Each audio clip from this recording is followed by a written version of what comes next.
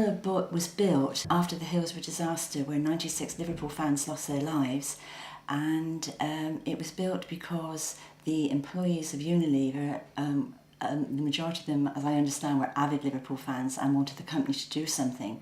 And so the Rose Garden at the south end of the Diamond was actually turned into the Hillsborough Memorial Garden. Well, the Memorial Gardens is obviously at the heart of my constituency in Port Sunlight. It's something which people here value very much. It's obviously something that remembers the victims of Hillsborough, but it's also a garden of remembrance and reflection and just peace and quiet for others. And from the garden itself, I think you probably get one of the finest urban views in the northwest of England. You're on a raised terrace, you overlook the rose beds of the Diamond beyond the War Memorial, and at the end you've got the Lady Lever Art Gallery. It's a magnificent classical structure, this wonderful classical layout. And it's a really fabulous view. Obviously that's why it was put there. It's a very small community, the Port Sunlight village, and obviously it's a very quiet village, and for something maybe like this to happen has shocked everyone. Well, the Memorial Gardens is an integral part of our community here. Just like our theatre is a community theatre run by volunteers from the community, so the gardens are an integral part of our community, and we can identify with them. The residents of Port Sunlight are very proud of the memorial, and as you can imagine, were absolutely devastated when they saw the extent of the destruction on that particular Sunday morning, the 7th of June. I was sickened by it. Well, shocked and dismayed, obviously. Well, sad. I heard about it on the Sunday morning. The news kind of spread down the street, people knocking on the doors. Felt sad, sentimental reasons for the Hillsborough aspect and the fact that I've been in the village all my life and played there as a kid. I remember watching it on television and the thing unfolding, the police having problems outside the ground, leading to opening the gates and letting everybody rush in, and the commentators on the television saying how bad the Liverpool supporters were for climbing over the fence, and then obviously the aftermath of the fans carrying the injured and dead out, and the 96 people that never went home that day. Well, it was the first memorial put up after Hillsborough. To see it vandalised the way it's been vandalised, I think it's absolutely, shocking. I'm old enough to remember Hillsborough itself and the impact that it had on me at the time, and I was very upset when I heard that the memorial had been vandalised and wanted to get involved. Well, it was an affront to us, really. It was an affront to the community, the local community, the wider community of Merseyside, and certainly an affront to the victims of the Hillsborough tragedy. A facility that's much valued by a lot of people. And it seems to be unthinkable that people should deliberately vandalise it and cause so much harm, not just to the physical structure, but to the people who use it. So a lot of shock and a lot of sadness. I'm glad in one respect, that the kids that knocked it over didn't realise what it was, and that it was just a wall that they knocked down in their eyes, as bad as it is, that they didn't realise what it actually meant to people. So I'm pleased at that it wasn't anything malicious in that sense. Well, I'd say if they don't know about the disaster after 20 years, I'd be very, very surprised, and I'd be very, very shocked.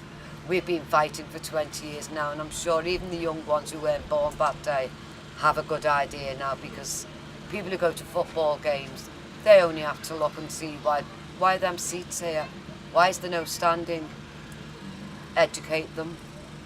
It didn't cost monetary, it wasn't monetary, it cost 96 lives. If you just sat and watched the telly that day, when the thing happened at Leppings Lane, you would feel the same as me. The day Hillsborough happened, it killed a part of everybody's heart, and these memorials are places to go and visit and remember that day. And I feel absolutely tragic for the families, relatives and friends who lost people on that day. And for somebody to do all this damage, I cannot comprehend it, to be honest with you. I really can't. I think it's just, beyond belief. My name's Margaret Aspinall. I'm the chairman of the Hillsborough Family Support Group, and I lost my son James, who was 18, at Hillsborough. Oh, well, obviously tearful memories. I remember the day, I remember where it was when the thing happened. We had a print business in Birkenhead, and I was there working away, and the news was revealed, and it was sad times when I walked past, and sadder even to see what's happened to it. Initially I was shocked because I never thought that a memorial to the Hillsborough tragedy would ever be affected in this way, so I was initially shocked. But then I realised that it was best just to move on and try to actually do something positive about it. So that's why personally, and as a hotel company as well, we were very much wanted to help the village here raise some money to resurrect the memorial. It was literally pushed over the edge of the wall, and there's a drop of 7 or 8 feet on stonework below. About 35 metres of the balustrading was just pushed over because obviously it's raised and pushed down onto the terrace below. Which broke up on impact. Very little of it salvageable. Smashing the coping stones, the balustrading, and it was just absolutely awful to see. Really, really shocking. Well, my wife and I that heard the wall falling. We heard one bang and made us sit up. It was about 10 past midnight, and we were just about to go to bed. We looked at each other, and then a few seconds later there was a second bang, and I said, there's something going on outside. So I went outside, had my slippers on unfortunately, just in time to see the third wall coming down, the big wall coming down.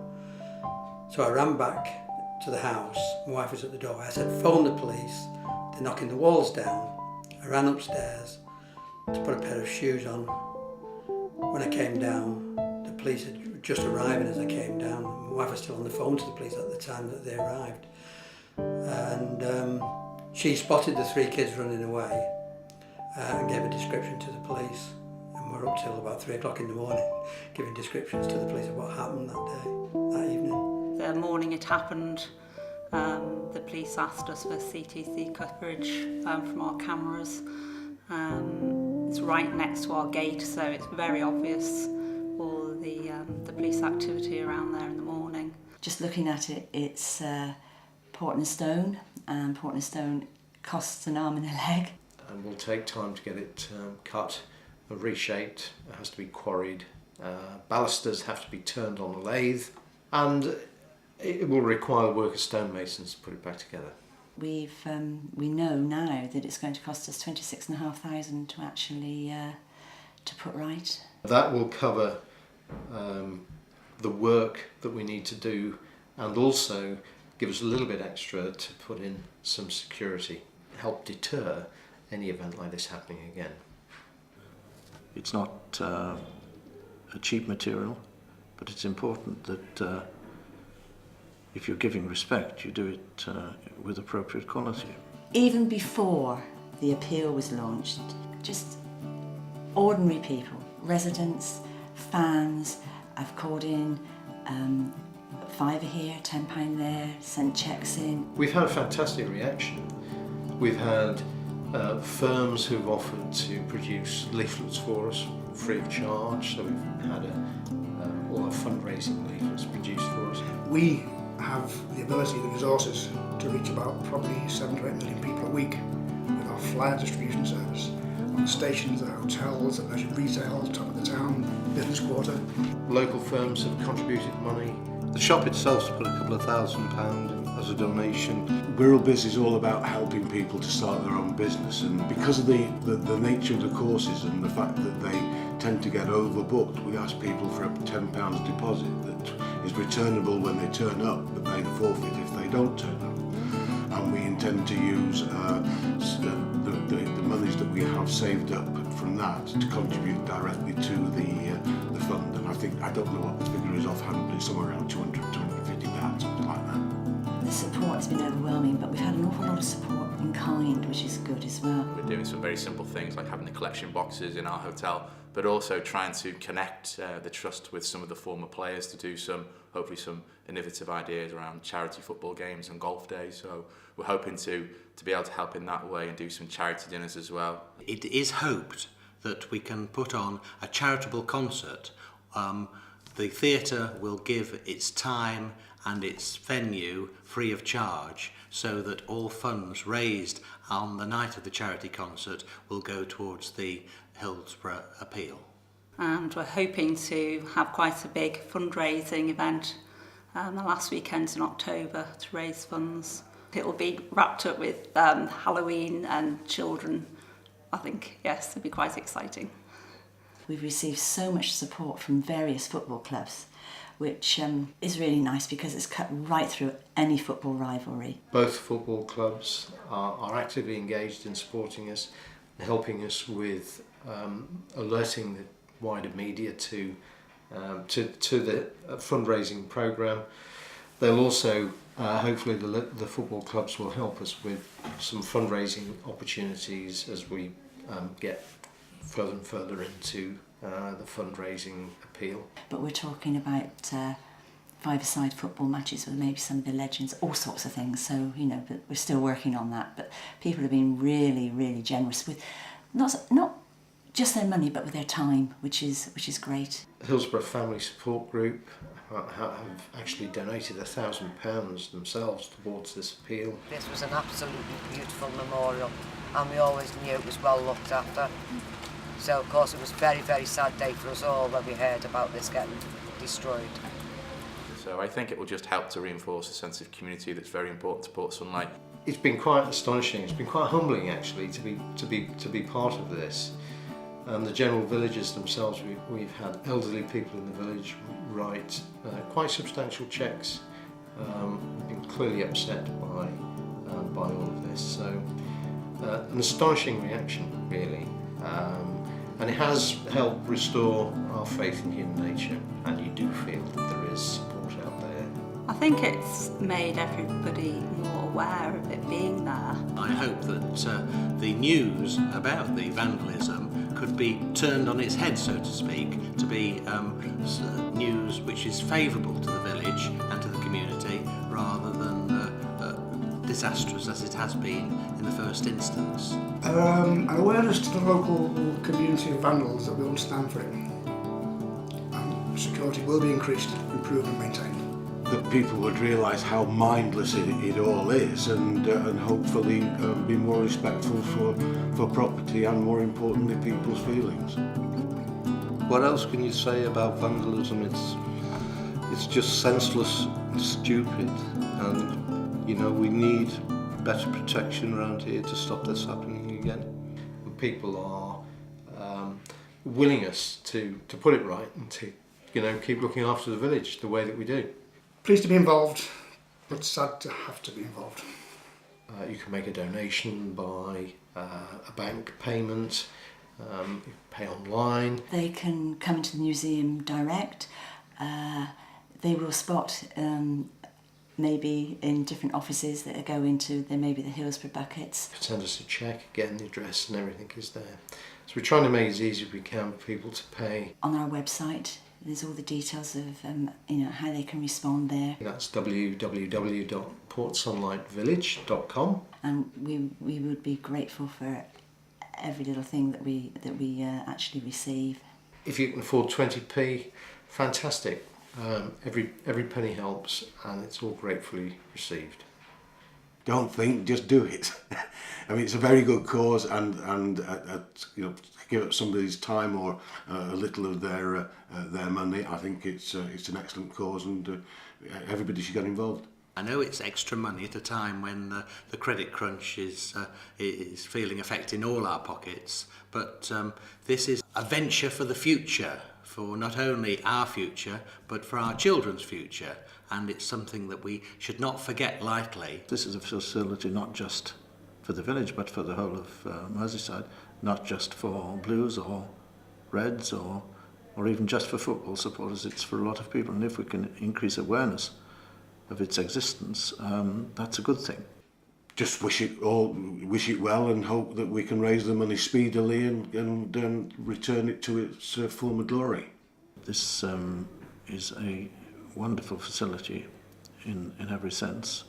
For the moment it's suffering, but when it's renovated and repaired, people will be able to value it in the way that they've always valued it, and indeed even more, because you can add to the facility that it provides when you reinstate it.